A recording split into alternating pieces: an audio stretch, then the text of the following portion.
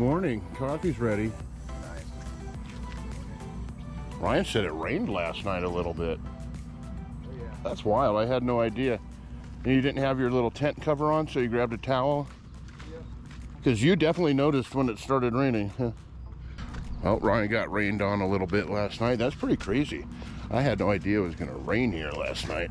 Must have been one of those freak high Sierra summer storms that passes through in the middle of the night when you're sleeping. Ryan said it sounded like a bunch of bugs were crawling on his tent. Probably freaked him out and woke up in the middle of a dream of where bugs were crawling all over his body. Anyways, today is another beautiful day here at Huntington Lake. Gonna get my coffee on and we're going hiking. I know. What nature brings out of me, huh? And with good friends. Gonna go over to China Peak Ski Resort. I'm not going skiing or any of that kind of business, but if you drive all the way back to the end of the parking lot, a little trailhead goes to a beautiful hidden little spot a lot of people don't know about called Indian Pools.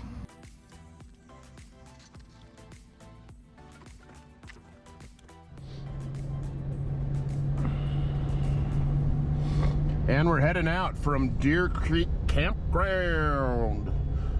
Gonna take my buddy Ryan over to the west side of the lake, show him a little bit of the marina restaurant action, and then I think we are going to cruise back around to the east side. East side! And, sorry, I don't claim that. And then we're gonna go over to China Peak and check out the Indian Pools area. Little easy hike, really good payoff at the end.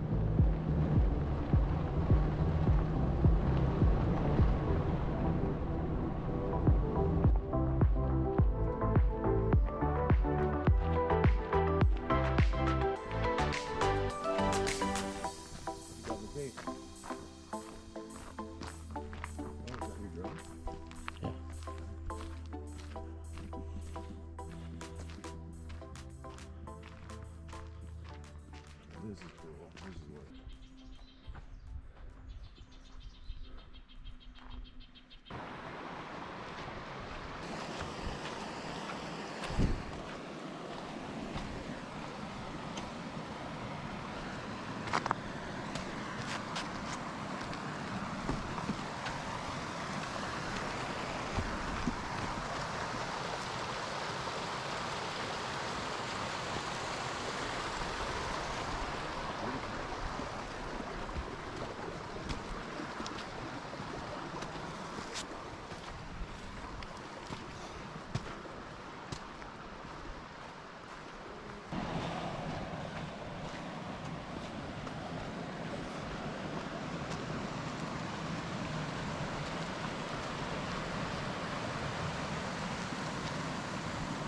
How beautiful.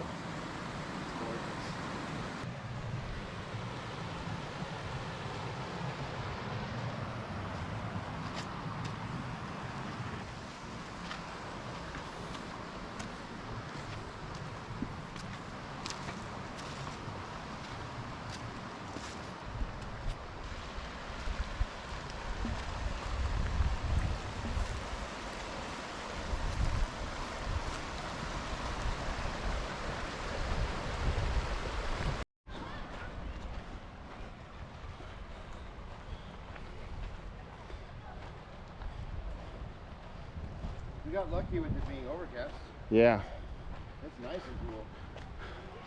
It feels great.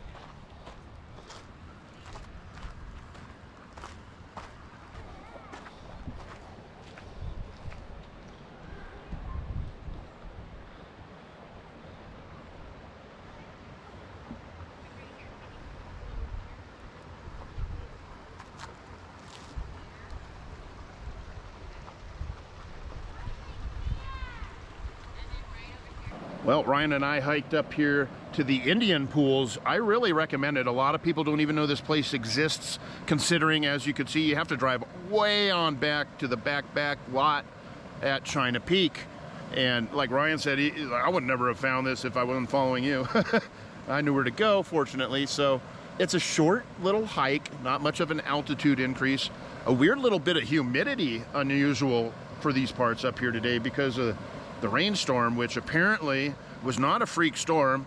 A nice gentleman kindly informed us that it was actually scheduled, and there's another storm coming through tonight. And henceforth, I think we just settled on, we're just gonna hang out here for the day, and then we're gonna head back down into the Valley of Fire. Not the real Valley of Fire, but California's Central Valley. And it's not on fire, but... Thank God, but it's hot. But it's a-blazing. I heard someone say it's supposed to be 111 down in Fresno today. Whew. I actually came up here with the intent purpose of flying the drone. I've been thinking about that like for the last 24 hours. I can't wait to come up here and fly the drone. Brought the drone up, and wouldn't you know it, I left the phone down in the van.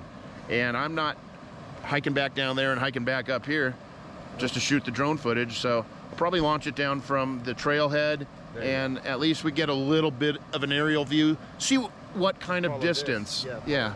I'm gonna follow, that's a good idea. I'll just launch it up. We'll follow the creek up, and kind of a good test with a bunch of tree line in front of me. Let's see what kind of range we get with the DJI Mavic 2 Zoom.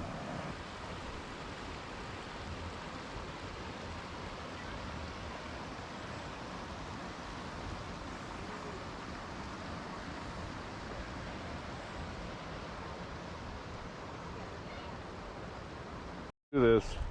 You want me to go? Go for it. You got flip-flops on. Yep. Danger zone. I'm done. I love this like ferny things. I love that kind of stuff. Makes me think of the temperate rainforest. Yeah. Okay.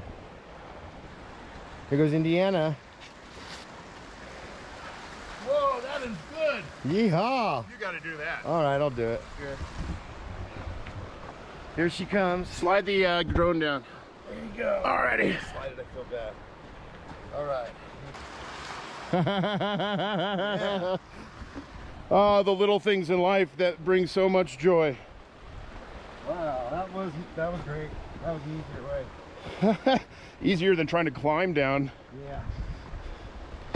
That reminds me of at Pismo Beach. They got at the pier there. They got a big old slide. Do they? Concrete. Nice. From the top of the pier down to the beach. I guess I haven't seen it. That's cool. Super cool. I did it, of course. It's fun. That's fun. Little big kid me. You know, being out here in nature, it's really wonderful. It's got me thinking a lot about what it would be like to actually live out here back in the old days. Of course, when I'm talking, there's some kind of machinery going on in the parking lot back there. But like, imagine living out here in the old days. You'd have to be completely self-sufficient and reliant. And you know, I've really aware of this recently because I got addicted to this show on Netflix called Alone, where they send people out to the middle of the Arctic on a lake, and they got to survive on their own out there for what is it, 100 days, and if they do that, they get $1 million. And something about watching these people, these outdoor survival experts, is really fascinating. And not only the way that they have accumulated a whole bunch of different unusual skills with which they have to pull from to survive, but moreover, what I find really fascinating is all of them have this hyper vigilant, like positive, like overly positive mental attitude. And they all say the same thing, that you have to stay positive out here. You have to stay super positive. If you're out here in the woods by yourself trying to survive and you get yourself into a negative cycle of negative energy and negative thoughts, well, you're gonna not do so well, and you're probably gonna have to be pulled out very quickly. And well, I guess the same could be said for everyday normal life. You know, it's so much easier to stay positive, I find, for the most part, than to lapse into a constant string of negative energy. And being negative all the time and hating on everything, that actually takes a lot more energy and thought and effort on a daily basis than just to simply smile and go, hey, how you doing? Have a nice day.